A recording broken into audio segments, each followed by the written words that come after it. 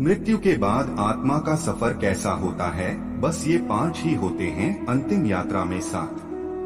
कहा जाता है कि व्यक्ति खाली हाथ आया है और खाली हाथ ही जाएगा, लेकिन ग्रंथों के अनुसार व्यक्ति की मृत्यु के बाद भी 5 चीजें उसके साथ अगले जन्म तक जाती हैं। तो आइए जानते हैं मरने के बाद क्या साथ ले जाता है व्यक्ति। नमस्कार दोस्तों, आप सबका स्वागत है हमारे YouTube चैनल जीवन ज्ञान संगम पर। वीडियो पर नए हैं तो लाइक एंड सब्सक्राइब करें और कमेंट में जय श्री राम लिख दे, आपका कल्याण होगा। आपने अक्सर लोगों को कहते सुना होगा कि मृत्यु के बाद व्यक्ति के साथ कुछ नहीं जाता। जो भी उस व्यक्ति से जुड़ी भौतिक सुख की चीजें हैं, वह सब यहीं रह जाती हैं। अगर पुराण, वेद और बाकी धर्म ग्रंथ को देखा जाए तो उनमें स्पष्ट बताया गया है कि व्यक्ति की मृत्यु के बाद भी कुछ चीजें उसके साथ अगले जन्म तक जाती हैं। कुछ चीजें ऐसी हैं जिनका भुगतान व्यक्ति के अगले जन्म में भी करना पड़ता है। तो आइए जानते हैं ऐसी कौन सी 5 चीजें हैं जो मरने के बाद भी व्यक्ति के साथ जाती हैं।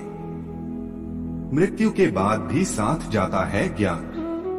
ज्ञान व्यक्ति को भीड़ में सबसे अलग करता है। ज्ञान के बल पर आप अपनी एक अलग पहचान और लोगों पर छाप छोड़ने में कामयाब रहते हैं।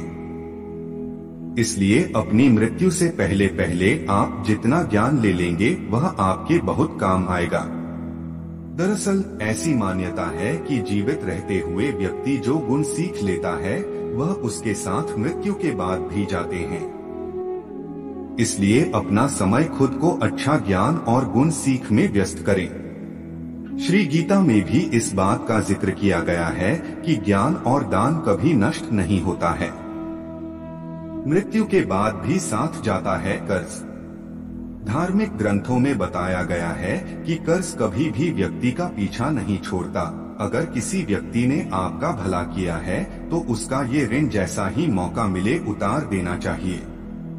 अगर आप किसी का ऋण नहीं उतारते हैं तो उसे जन्म जन्मांतर तक चुकाना पड़ता है, वह कर्ज उतारना पड़ता है। अगले जन्म में वह कर्ज किसी भी रूप में आपको चुकाना पड़ सकता है। साथ अगर आपने किसी को कर्ज दिया है और उस व्यक्ति की मृत्यु कर्ज चुकाने से पहले ही हो जाती है तो आपको भी बार बार जन्म लेना पड़ सकता है। इसलिए ऐसे व्यक्ति को उसकी मृत्यु के साथ ही माफ कर देना आपके लिए उचित रहेगा।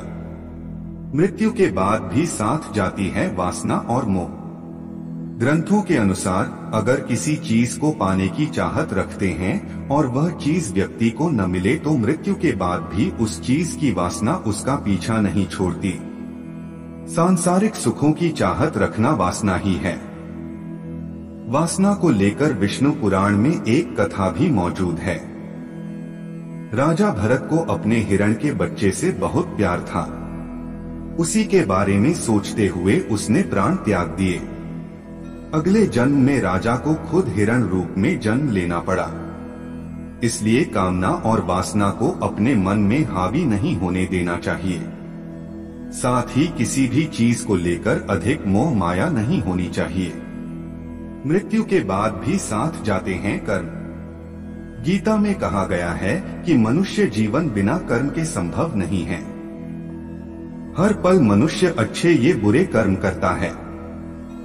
मृत्यु समीप आने पर व्यक्ति के कर्मों द्वारा ही तय होता है कि उसे परलोक में सुख मिलेगा या दुख। इन्हीं के परिणाम से अगले जन्म में अच्छा बुरा फल प्राप्त होता है। कर्म 7 जन्मों तक व्यक्ति का पीछा नहीं छोड़ते हैं। इसका एक उदाहरण महाभारत में भी मौजूद है। बाणों की शैया पर लेटे हुए भीष्म को भगवान कृष्ण से जब भीष्म ने पूछा कि मुझे ऐसी मृत्यु क्यों मिली तो भगवान कृष्ण ने उन्हें 7 जन्म पहले की घटना याद दिलाई। 7 जन्म पहले भीष्म ने एक अधमरे सांप को उठाकर नागफनी के कांटों पर फेंक दिया था। कर्म मनुष्य का कभी पीछा नहीं छोड़ते। मृत्यु के बाद भी साथ जाता है पुण्य। अपने अक्सर घर के बड़ों से सुना होगा कि दान और परोपकार कभी खाली नहीं जाता है। इसका जिक्र शास्त्रों में भी किया गया है। जीवन में अगर कोई अपरिचित व्यक्ति आपकी मदद करता है, इसका अर्थ है कि वह पिछले जन्म में आपके द्वारा किए गए दान और परोपकार को चुका रहा है। इसलिए दान पुण्य करते रहना चाहिए। यह व्यक्ति की मृत्यु के बाद भी इसके साथ जाते हैं। आज के लिए बस इतना ही। मिलते हैं न्यू वीडियो पर। जय हिंद, जय भारत।